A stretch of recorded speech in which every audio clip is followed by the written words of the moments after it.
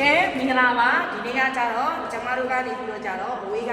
လက်တွဲလာတဲ့သူတွေအတွက်ပစ္စည်းတွေလာထုတ်ပေးနေတာဖြစ်ပါတယ်ပြီးလို့ရှိရင်ပစ္စည်းပို့တဲ့နေရာမှာဒီပစ္စည်းလေးတွေကိုအဝေးကိုဝယ်ဆောင်ပေးနေပို့ဆောင်ပေးမှာဖြစ်ပါတယ်ဒါကကြတော့ကျမတို့ရဲ့ရိုးရိုးရုံကော်မတီရုံးချုပ်ကြီးဖြစ်ပါတယ်ပြီးလို့ရှိရင်ဘုဘမှာကြတော့အောင်မြင်သွားတဲ့ဒီကကြတော့မိသားစုကသာအလုံးနဲ့ကိုပိုင်များကိုပိုင်ရုံးပွဲတွေကိုပိုင်ဆိုင်သွားတဲ့ဖြစ်ပါတယ်ပြီးရင်ဒီမှာကကြတော့ကျမတို့ရဲ့ကော်မတီမှာဆိုလို့ရှိရင်ဒါနေသားကစားအလုံးနဲ့ကျိုးစားနေတဲ့ညီကောင်မတွေဆိုလို့ရှိရင်လက်ရှိလုပ်ငန်းအလုံးနဲ့တူတပတ်တခါဘောနဲ့များကိုရရှိသွားတာဖြစ်ပါတယ်အသီးစား2100ကနေစပြီးတော့3500 5600 11200အထိကိုမိမိကျိုးစားတဲ့ပုံမှာမူတည်ပြီးတော့လူမျိုးပါတာမျိုးအဝေးရောအနီးရောလေးလာတဲ့အတွက်လောက်ကရင်းနဲ့ကရဝဘောနဲ့ကိုစားရည်နဲ့ရရှိသွားတာဖြစ်ပါတယ်ပြီးရင်ရိုဘီမောစီဝိုင်းမှာကျမတို့ဘယ်လောက်ထိအောင်ခိုင်းပါလဲဘယ်လောက်ထိအောင်ခွင့်ရခွင့်လိုက်ရှိတယ်ဆိုရင်ဒါကကြတော့ကုမ္ပဏီရဲ့စုရစိန်များဖြစ်ပါတယ်လက်ရှိရိုဘီမောစီကုမ္ပဏီတည်ထောင်ထားတာကတော့